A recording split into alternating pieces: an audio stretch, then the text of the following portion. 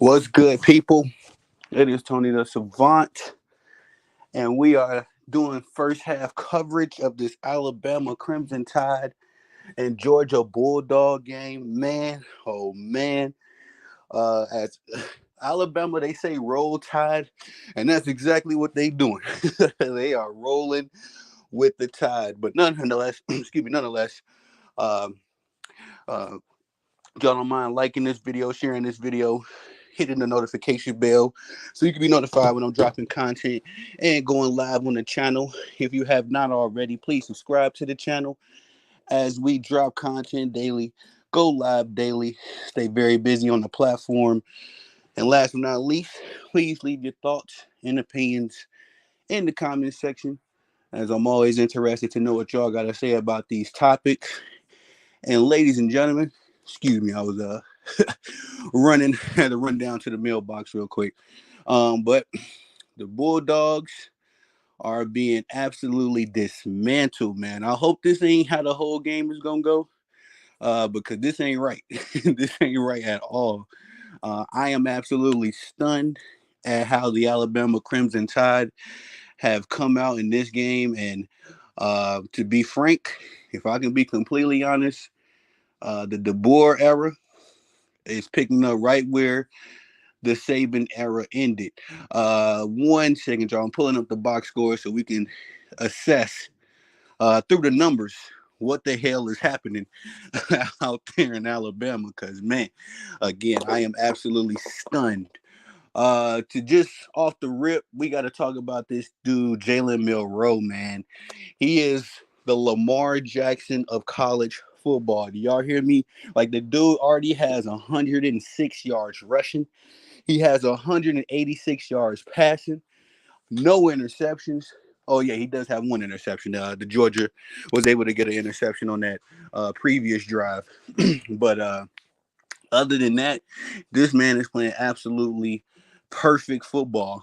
And again, I liken it to not the recent MVP version of Lamar Jackson. I'm talking about when did he win it the first time? 2019. He looking like that Lamar Jackson, putting up video game numbers. But kudos to him. He's literally carrying this team. As I'm looking at the numbers, everybody else's numbers are pretty pedestrian. But then when you look at Jalen Milrose, he has gone 18 of 20 in the first half. Those are some people's entire game stats, but very efficient. 18 of 20, 186 yards, one touchdown, one interception. And right now he's averaging about 9 yards a throw. On the ground, he has led the way in that department as well. 9 carries for 106 yards, two touchdowns on the ground, and his longest rush was for 36 yards. Justin Haynes is back there. He as well, and who is this guy? Jeremy Bernard, their running back. He has a touchdown score as well. In the receiving department, Jam Miller caught that lone touchdown pass from Jalen Milroe. He has a touchdown score. In fact, he only has one catch for 16 yards, and that catch led to the touchdown score. Ryan Williams has 3 catches for 36 yards. He caught a 21-yard bomb. Emmanuel Henderson, he caught a 34-yard bomb from Jalen Milroe. And Jeremy Bernard, the second leader. No, Justin Haynes is the second leader. So Jeremy Bernard is leading the way as well in the receiving department. He has 5 receptions for 22 yards. For the Georgia Bulldogs, Carson Beck does not look like himself. Penguin, what's good, brother? Shout out to Penguin Productions. Make sure y'all swing by his platform and subscribe to the channel. Great work over there. Carson Beck, well, in the preseason I had him and Shedeur Sanders kind of battling now for the Heisman.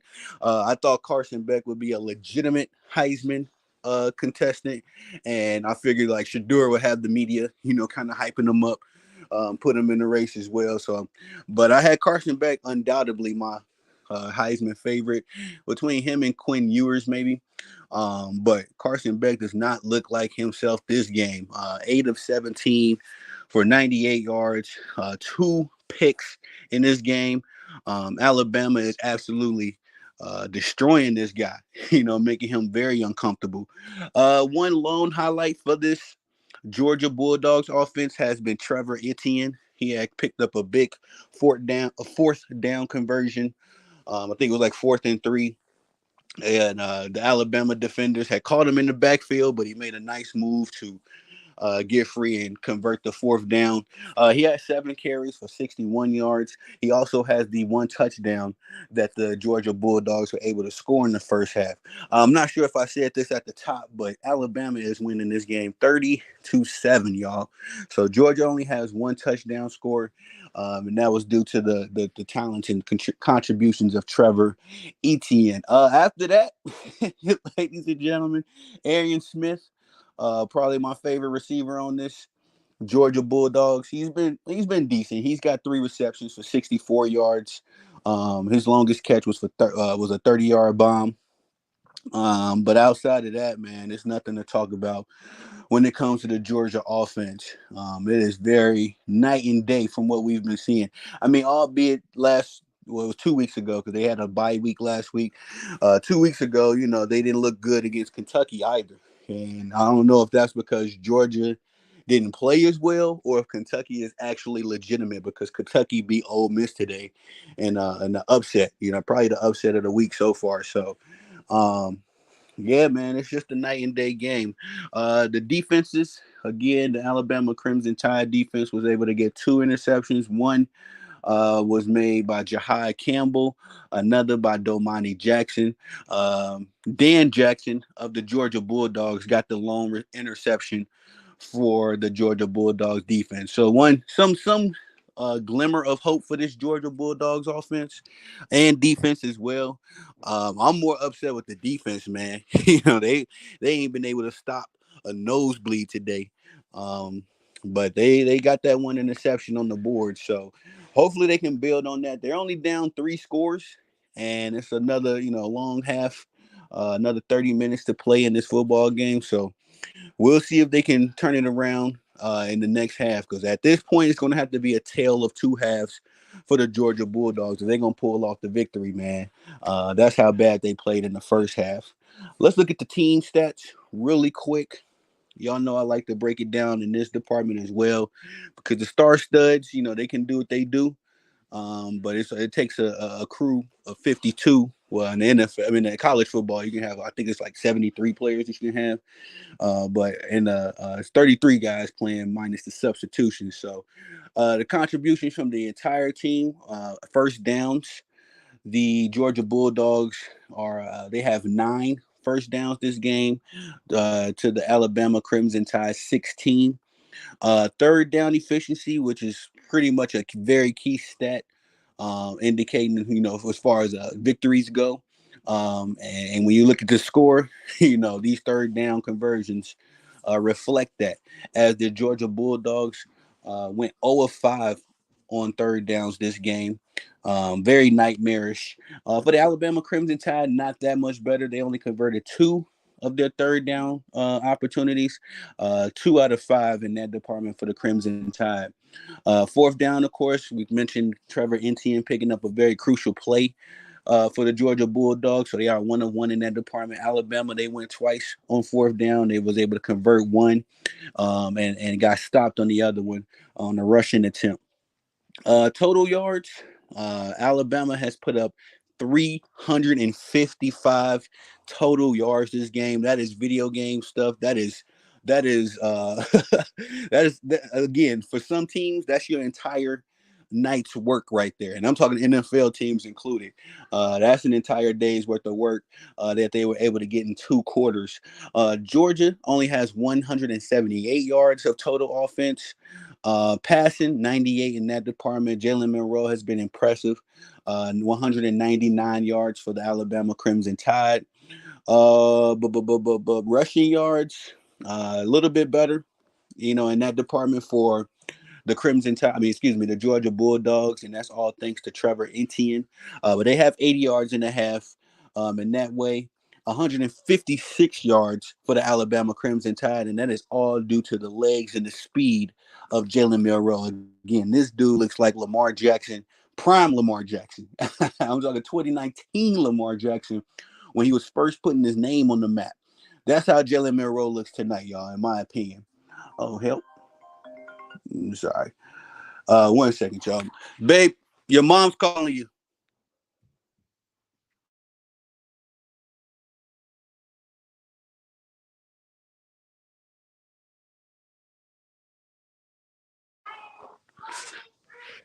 No, I'm trying to tell my wife and mama calling me. Sorry, I didn't mean to interrupt. Tell Cameron, tell mommy grandma called you. Oh, your mom just called you. I had to delete the call. Anyway, I'm sorry, y'all. Moving on. Again, 80 yards rushing.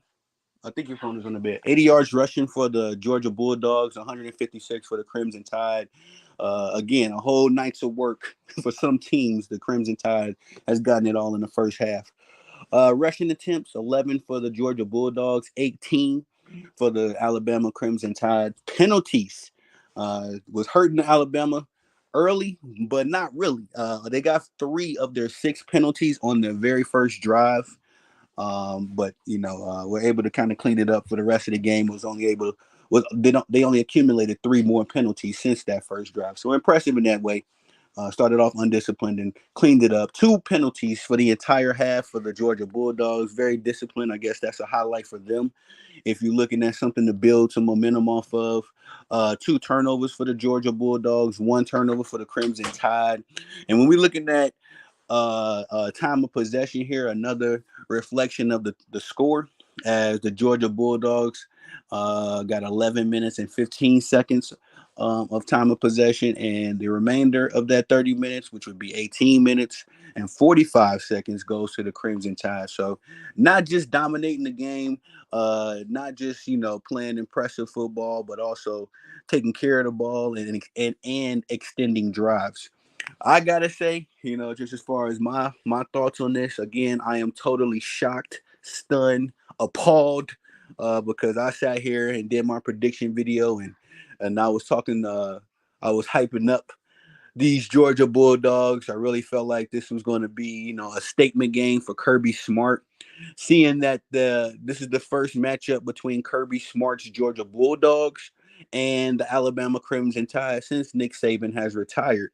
But Pat McAfee said something very interesting this morning on College Game Day. He said Alabama has the GOAT, they have the Bear, and now they have the Boar.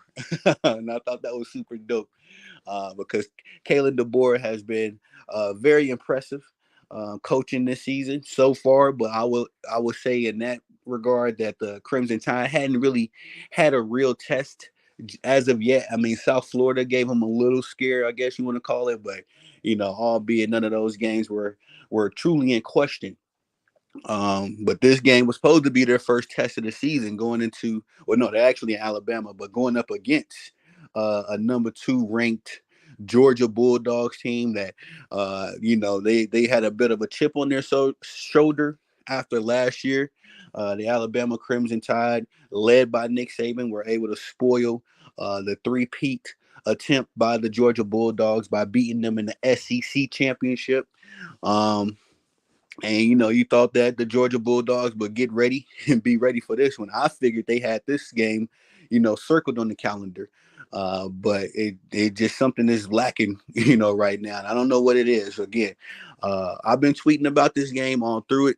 And at one point, when I think between the second and third touchdowns that the Alabama Crimson Tide was getting, I said that Kirby Smart is going to be on the hot seat if he don't win this game.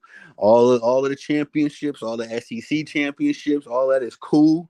But I thought, excuse me, personally, I think that these prestigious programs, especially the SEC, they mark their coaches' greatness by their abilities to beat the rivals. Because if Georgia's slapping around Utah or somebody like that, another team or another program that's not as profound and elite as these SEC programs, they don't really care about that. And I think they do, championships do play a part as well. But it's these big rivalry games, especially in the SEC. These are the games you got to win. These are the legendary games. These are the games that people talk about forever and never. Because believe you me, this game will be discussed not just tonight, not just tomorrow, but forevermore. Because the Georgia Bulldogs and Alabama Crimson Tide are just those kind of prestigious programs. There's 100+ years worth of history in this rivalry. So the second half is starting right now, y'all. I'm hoping for the best. I'm like I say, if the Georgia Bulldogs are going to win this game, it's got to be a tale of two halves. So we will recap this game at the end of it. And we'll see where we at that point. But like this video, share this video, hit the notification bell on your way out, as well as subscribe if you haven't already. And last but not least, leave your thoughts and opinions in the comment section, and pull up at the end of the game, man. We'll be doing this again in 30 football minutes. And I'd love to know what you all think about this game. I am Tony the Savant. Peace.